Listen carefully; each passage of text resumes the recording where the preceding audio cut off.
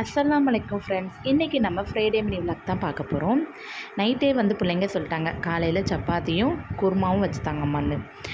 வேலையாக சப்பாத்திக்கு மாவு பிசைஞ்சிட்டு நைட்டே வெள்ளை கொண்டக்கடலை ஊற வச்சுருந்தேன்.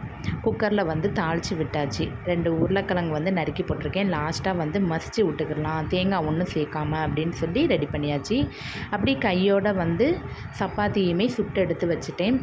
பிள்ளைங்க எந்திரிச்சிட்டாங்க. கையோடு அவங்களையும் குளிக்க வச்சாச்சு. குளிக்க வச்ச பிறகு தான் ஒரு பெரிய வேலையே நம்மளுக்கு முடிஞ்ச மாதிரி இருக்குது. ஏன்னா பிள்ளைங்க இப்போ விட்டுட்டோம்னா அதுக்கப்புறம் விளையாட போயிடுவாங்க, குளிக்க ரொம்ப லேட் பண்ணுவாங்க. இன்றைக்கி வேறு ஜும்மா தொழுக போகணும். அதனால் பையனையும் சேர்த்து காலையிலே குளிங்கப்பா அப்படின்னு சொல்லியாச்சு.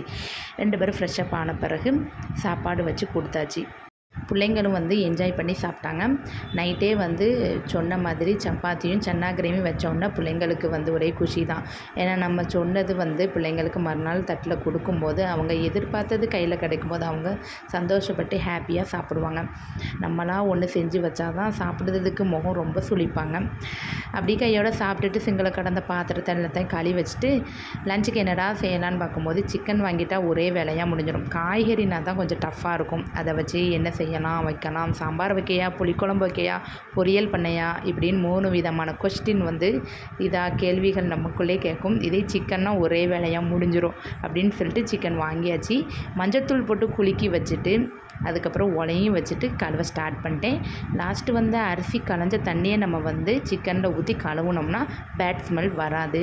சிக்கன் ஏற்கனவே சூடு, ஏற்கனவே சம்மர் சீசன் வர சரியாக வெயில் அடித்து கொளுத்துது. அதனால் நல்லெண்ணெய் ஊற்றி தாளித்தேன்.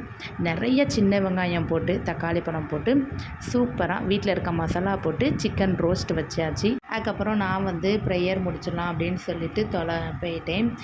பையன் சும்மா தொழுதுட்டு 2 மணிக்கு தான் வருவாங்க. அவங்க வந்த பிறகு ஒன்றா சேர்ந்து சாப்பிட்டுக்கலாம் அப்படின்னு சொல்லிட்டு நான் தொழுதுட்டு அப்படி குர்ஆன் ஓதிட்டு அப்படியே இருந்தோம். அப்படி என் பையனும் வந்தாங்க. எல்லோரும் ஒன்றா சேர்ந்து சாப்பிட்டாச்சு. சாப்பிட்டு முடிச்சுட்டு கொஞ்சம் நேரம் டிவி பார்த்துட்டு இருந்தோம். அப்படியே ஒரு 4:30 ஆகிட்டு மணி. அதுக்கப்புறம் என் பொண்ணு டீ போட்டு கேட்டாங்க. டீ போட்டு கொடுத்தேன்.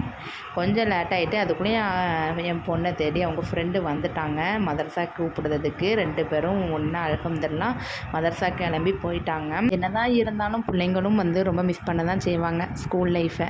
வெளியில் சொல்ல மாட்டாங்க. இருந்தாலும் வீட்டில் இருக்கிறது அவங்களுக்கும் கொஞ்சம் போரிங்காக இருக்கத்தான் செய்யும்னு நான் நினைக்கிறேன்.